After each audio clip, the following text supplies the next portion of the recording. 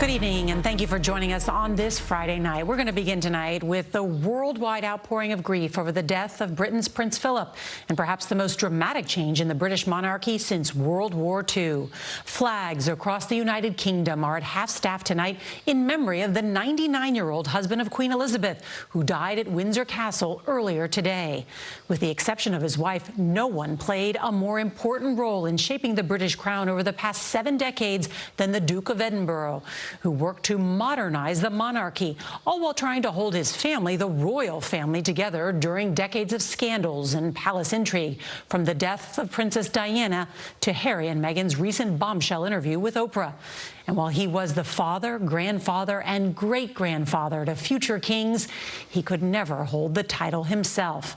Instead, he walked and lived in the Queen's shadow. His job, he once said, was first, second, and last, never to let her down. We've got 2 reports tonight on Prince Philip's life legacy and the seismic shift his death is causing tonight across the United Kingdom. CBS's Charlie D'Agata is going to lead off our coverage tonight from outside of Windsor Castle. Good evening, Charlie. Good evening, Nora. Well, here at Windsor Castle, they've been defying COVID restrictions in order to pay tribute. They've been laying flowers and in some cases just standing silent in order to say goodbye. First came the official statement posted on palace gates. With deep sorrow, the Queen announces the death of her dear husband.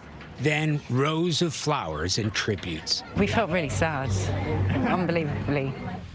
After being released from the hospital on March 16th, he came home to Windsor Castle.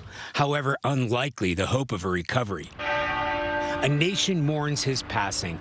Prime Minister Boris Johnson said the country's thoughts must now turn to the Queen and family.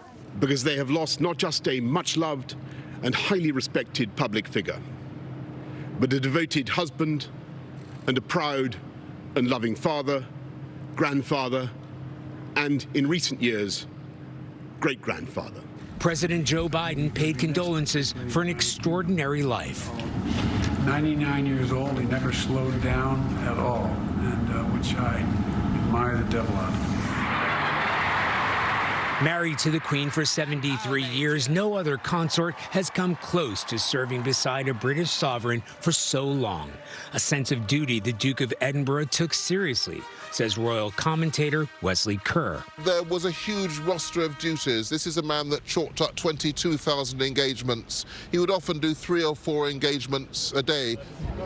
As the family's thoughts turn to funeral arrangements in the middle of pandemic social restrictions, we understand Prince Charles traveled to Windsor this afternoon to see his mother.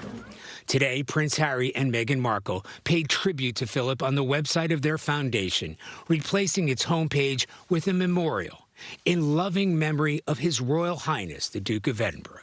Thank you for your service. You will be greatly missed. And Charlie is back with us. And what do we know about the royal family's plans?